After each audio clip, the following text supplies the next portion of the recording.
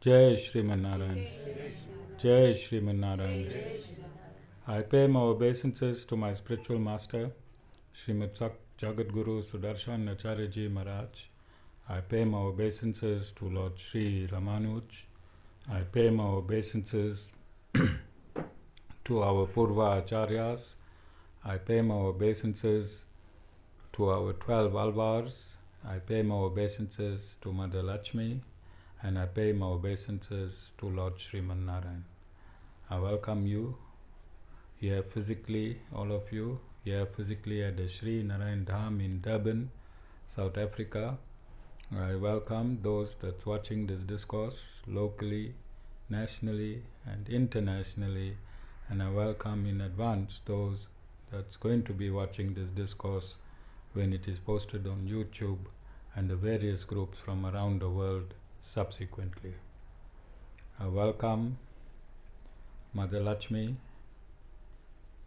on this, the fourth day of our Navratri celebrations held here at the Sri Narayan Dham and simultaneously around the world as per the specific time zones.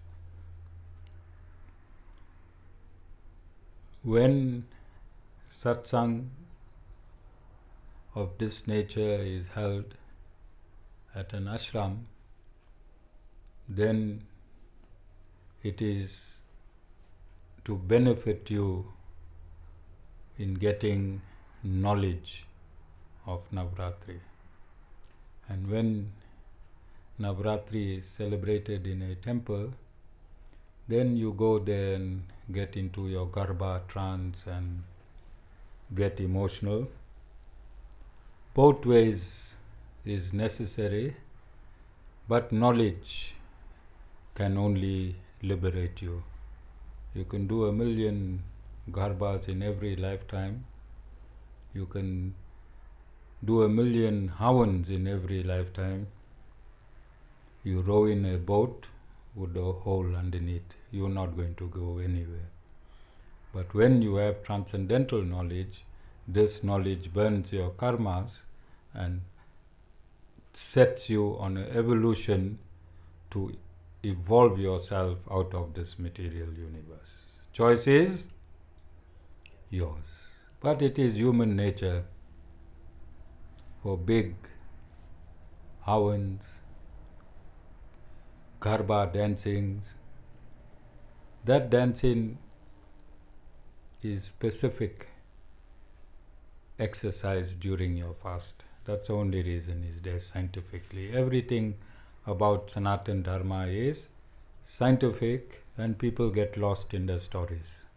So the job of the Guru is to give you a tight smack with knowledge so you get up from the stories and come into the reality of science. That is the job of a Guru. But wherever you are, whatever you're doing, it's fine. You need people in primary school, you need people in high school, you need people in university so that the entire educational system is functional. However,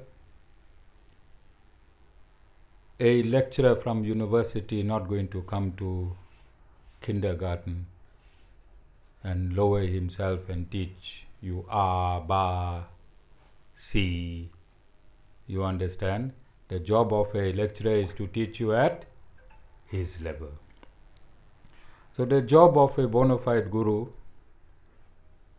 is to tie the various scriptures together so that it is coherent and you can understand all the scriptural injunctions because it is the essence of the Supreme Lord.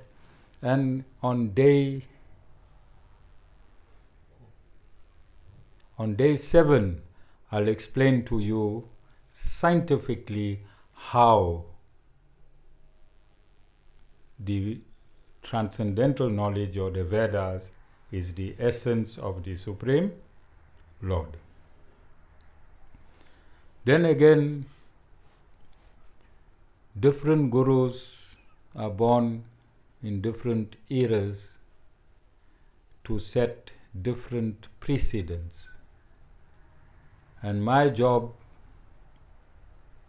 is to bring synthesis of Sanatan Dharmis in the Western world.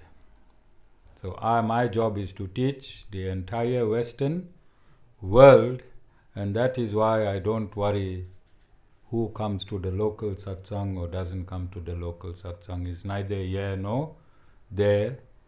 My classroom is the entire Western world, and through the via medium of technology, I am able to deliver these discourses, have them stored in various places such as YouTube, Facebook, and then as required and when required by the populace of the world, they can access these discourses and use it to their benefit. That is my function. My function is not to get a group of followers and get stuck with them. My job is to teach the world. So today, in a manner which has not been done before, because it is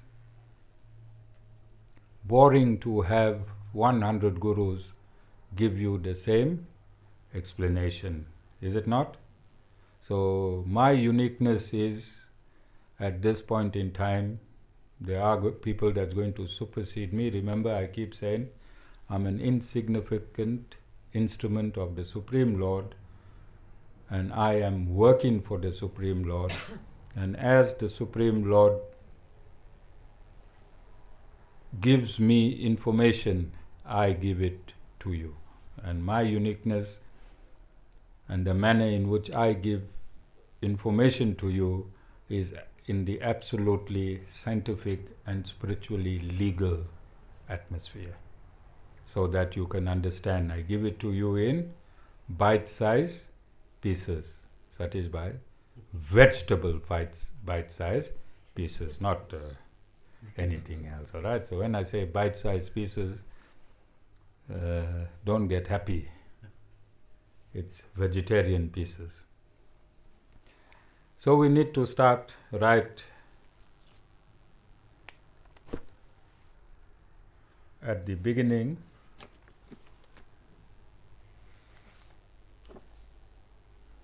Mama, since you came, discourse will be 1 hour today. Generally we have half an hour.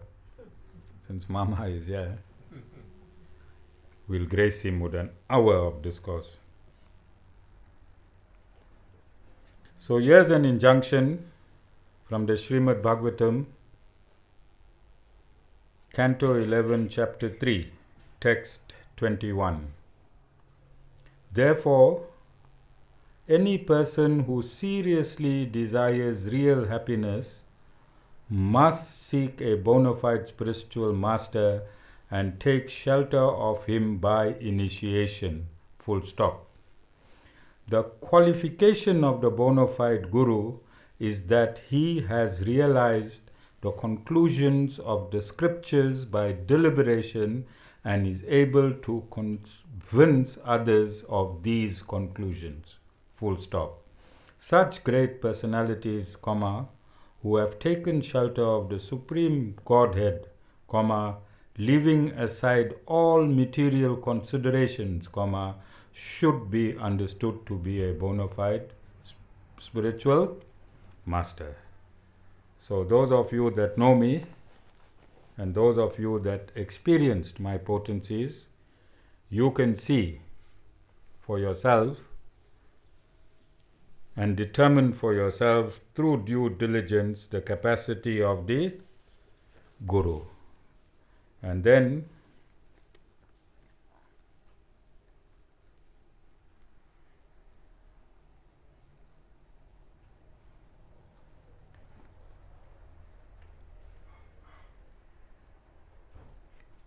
Chapter 7,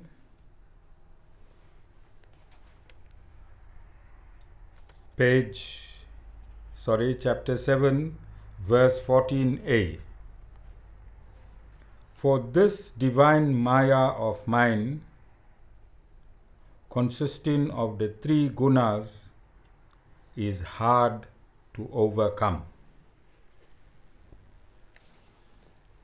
Again, for this divine Maya of mine, consisting of the three gunas is hard to overcome.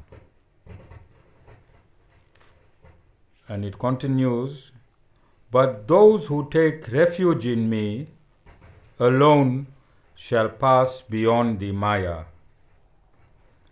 And 15, the evildoers, the foolish, the lowest of men, those persons deprived of knowledge by delusion, in brackets Maya, and those who are dominated by a demoniac nature, they do not seek refuge in me. So Maya is the feminine energy of the Supreme Lord. Maya is not your sister Maya or your auntie Maya or your cousin Maya or Mama, your mother-in-law Maya. All right. Maya is these three gunas. Maya is these three gunas: tamogun, rajogun, and satogun. And these three gunas deludes man that, or woman, that he or she is the body. And as soon as you come out of this delusion that you are the body, then you can connect to the Supreme Lord.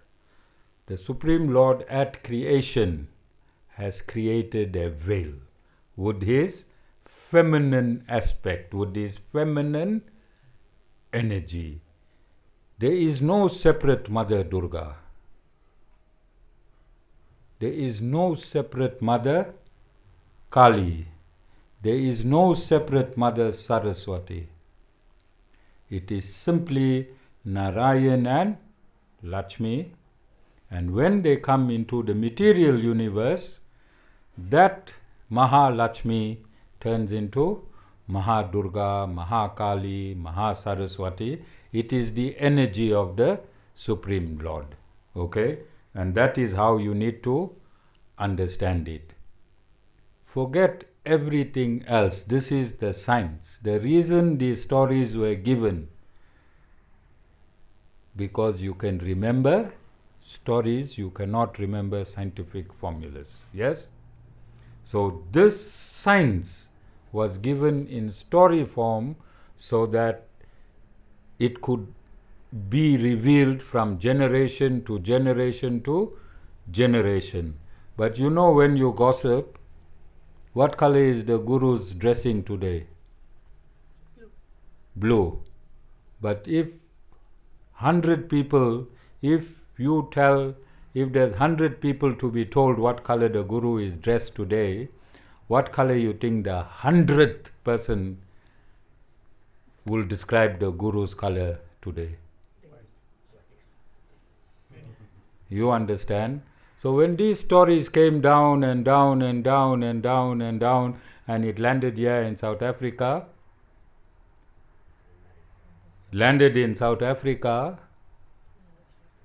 then Mahakali is the Supreme God, Mahalakshmi is the Supreme God, Mahasaraswati is the Supreme God. Huge, elaborate prayers are being done right round. Yes or no? Yes. And I know of 2 temples who are spending more than 100,000 in these gorgeous, big hawans. All right? And before, when I was using Saligram, and then they used to hire that hall out for 9 nights. They used to bring a big extractor, huge extractor. I think Mama and Mommy knows. You'll went there, Mama? Yeah, all right? And they made a lot of money. Who made? Made a lot of money, all right? So God doesn't want all that. And let me explain from God's perspective. All right? Not even from the Guru's perspective. Gurus are not allowed to make any rules and regulations and give any information that is not in the scriptures. Alright, so whatever the Guru is telling you, it's from God. Chapter 10, verse 34 of the Bhagavad Gita. I think this is the first time the Bhagavad Gita is been read in the Navratri, alright? And now this is the first time the Srimad Bhagavatam is read in Navratri. And Lord Shri Krishna is stating, I am also death which snatches all away, full stop. I am the origin of all that shall be born, full stop. And listen very carefully, all my Bhadra Kalis. Among women, comma, I am fame, comma, prosperity, comma, speech, comma, memory, comma, intelligence, comma, endurance and forgiveness.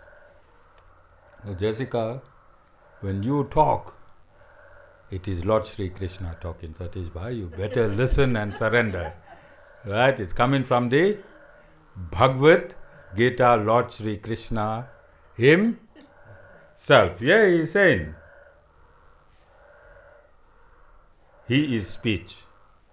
And this is why no man had ever stopped a woman's speech. Because that speech is Lord himself. Now you understand, Mama, why I say when women press their mouth brakes in Marisburg, it comes to Durban, but not at a full stop. It can still carry on. You all got the secret now? Sorry, Mama. Mommy going to whack you tonight. That mouth not going to stop. And you can't tell her to stop. She'll say, go ask the Guru. I'm not talking. Lord Shri Krishna is talking. Alright? So can you see why it is important to have a Guru? I'm stating from the beginning of the satsang that the mother form is the feminine aspect of the Supreme Lord. Have I stated that from day one? Can you see now I have proven that? I have scripturally proven that the feminine aspect of the Supreme Lord is the mother form. Okay? You understand? There's one mosquito busy troubling me, Mommy. Biting my toes. Then, to round up,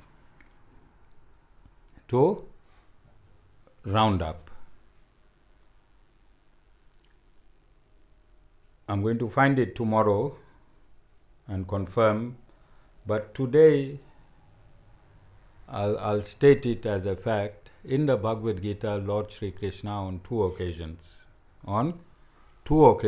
in one occasion he says, I am Rudra amongst the Rudras, and on another occasion he says, I am Isa, who is Lord Shiva. Alright? So we have two occasions here where the Supreme Lord states that he is Rudra and Shiva. So in any of that form, ultimately it is Lord Sriman Narayan that is Lord Shiva.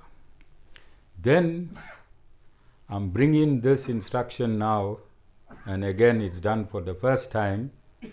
You're not going to find a discourse of Navratri synthesized with the Bhagavad Gita, the Srimad Bhagavatam and the Guru Gita. The Guru Gita. So if you need to understand the Guru, you have no excuse, because Lord Shiva is speaking the Guru Gita to Mother Parvati. And Mother Parvati is this three forms of the mother in Ratri. You understanding? So Lord Shiva is the male aspect and Mother Parvati is the female aspect of the Supreme Lord. You are understanding? So God is talking to his feminine aspect and he is giving the Guru Gita. And for the purposes of my discourse, now I need to find it. Okay, I have it. And before I give you the Guru Gita, I'll read the mantra that's in the Devi Mahatmyam in terms of Mother Lakshmi's appearance today. Alright? I resort to Mother Lakshmi, the destroyer of Mahi Asura, who is seated on the lotus, is the complexion of coral and who holds in 18 hands, rosary, axe, mace, arrow, thunderbolt, lotus, bow, pitcher, rod, sakti, sword, shield, conch, bell, cup, trident, noose, and the discus Sudarsana. Alright? So this is the mantra that's read on the first day of Mahalakshmi's appearance. And I said I'll round this discourse. So I'm just going to read it out quickly. And it's from the Guru Gita. It's Lord Shiva talking to Mother Parvati, and this is what he is telling her. The kirtan of one's Guru's name becomes the kirtan of infinite Shiva, and the meditation of the Guru's name becomes the meditation of infinite Shiva. So you'll have people asking, why are you all singing in the beginning a mantra on Acharyaji? But that kirtan is endorsed in the Guru Gita. You can have a mantra on your Guru, and it is as effective as infinite Shiva. You understand?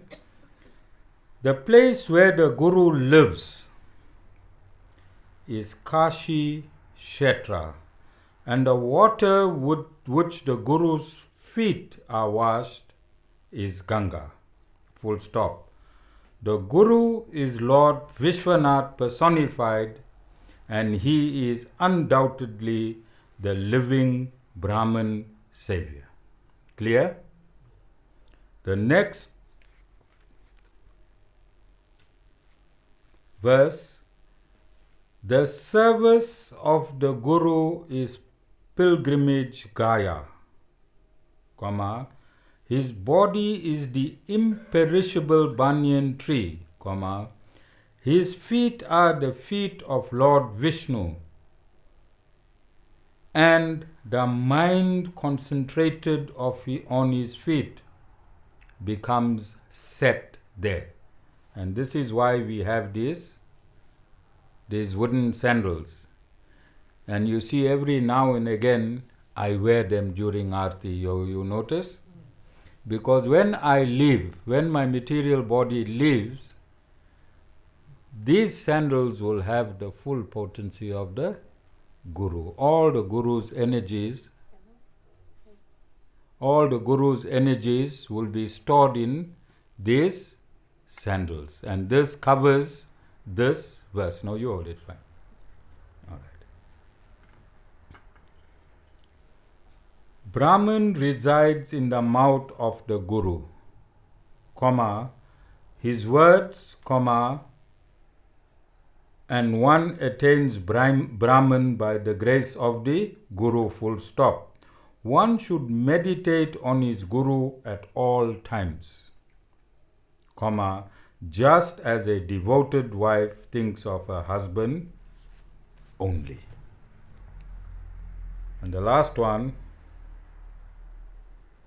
abandoning thoughts of your stage in life, your caste, your reputation, and increasing your well-being and thinking nothing other than the Guru.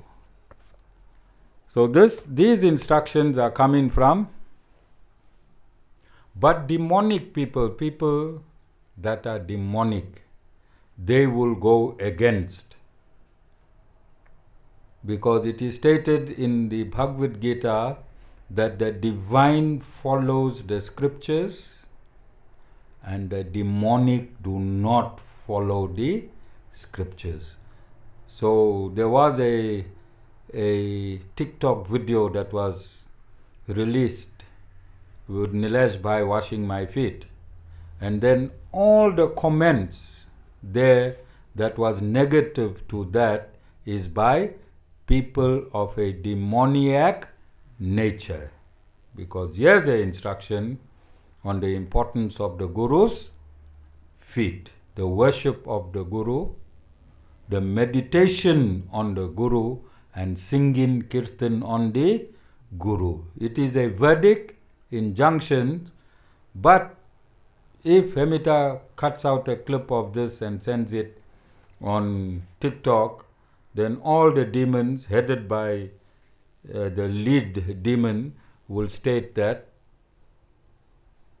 you worshipping an ordinary man and all those stories that come up. Okay? All of you understand? I think I'm on par with my time, Mama. Wow. Hmm? Yeah, but it is enough bite-sized information, especially on a weekday. I know most of you are not like me. You do not have the luxury to relax and get up anytime, have lunch anytime. I even have a cook. My porridge is made on time. Then I have toasted cheese with tomato.